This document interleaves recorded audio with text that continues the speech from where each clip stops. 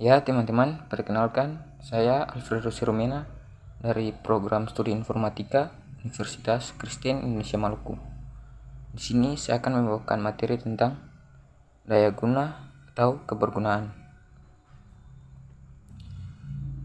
Daya guna adalah tingkat produk dapat digunakan yang ditetapkan oleh user untuk mencapai tujuan secara efektif dan tingkat kepuasan dalam menggunakannya.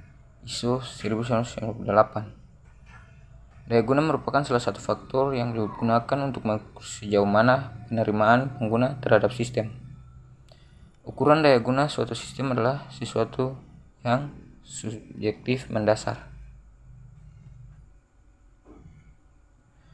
Atribut daya guna ISO 1998 terdiri dari yang pertama, efektivitas, ketelitian dan kelengkapan di mana user mencapai tujuan. Yang kedua, efisiensi, sumber daya pembelajaran dalam hubungannya dengan ketelitian dan kelengkapan untuk user. Yang ketiga, kepuasan, bebas dari ketidaknyamanan dan sikap positif dalam menggunakan produk. Mengukur daya guna. Yang pertama, pembelajaran. Yang kedua, keefisienan. Yang ketiga, kemampuan mengingat. Yang keempat, kadar kesalahan. Yang kelima, kepuasan. Yang keenam, presentasi. Yang ketujuh, susunan layar.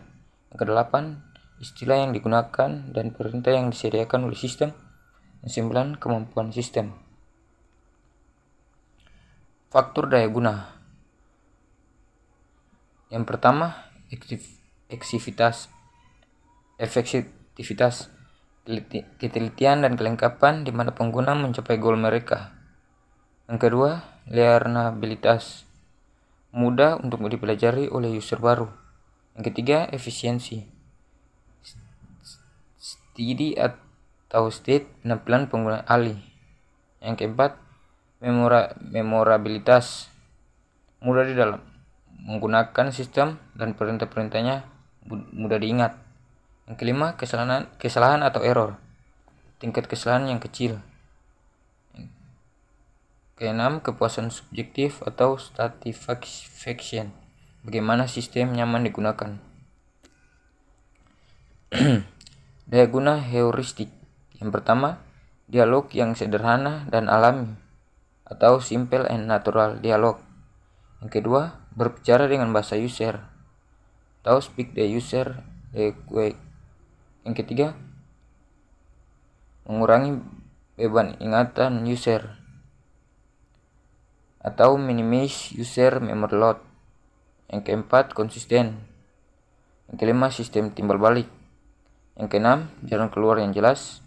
Yang ketujuh, jalan pintas. Yang kedelapan, pesan-pesan kesalahan yang baik. Yang kesembilan, mencegah kesalahan. Dan terakhir, bantuan dan dokumentasi.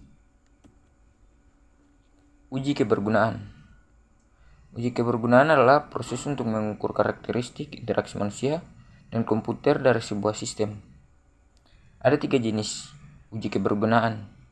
Yang pertama, exploratory. Yang kedua, threshold. Yang ketiga, perbandingan.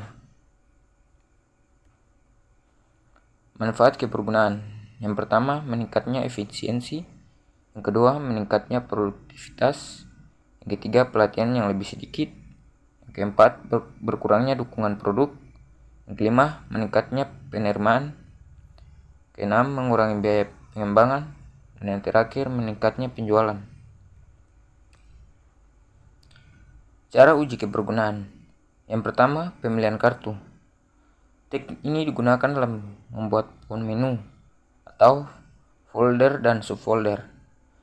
Penilaian didasarkan keterkaitan antara menu dan isinya atau antara folder dan subfolder.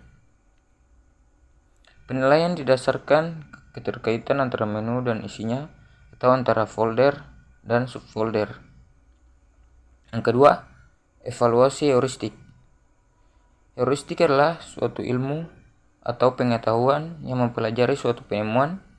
Evaluasi ini biasanya melibatkan ahli MK Teknik ini mengeksplorasi sistem, identifikasi masalah kebergunaan, dan mengklarifikasikan setiap pelanggaran atas satu atau lebih prinsip kebergunaan. Yang ketiga, uji berbasis skenario. Dalam uji kebergunaan berbasis skenario, partisipan atau wakil pengguna diberikan suatu skenario atau tugas tertentu yang sudah dirancang oleh penguji. Partisipan melakukan tugas sesuai tabel tugas dan menyelesaikan dalam waktu yang lebih telah ditentukan. Skenario meliputi fungsionalitas utama, sistem, dan simulasi pola pengguna yang diharapkan. Demikianlah pembahasan saya tentang daya guna kebergunaan. Semoga bermanfaat. Terima kasih.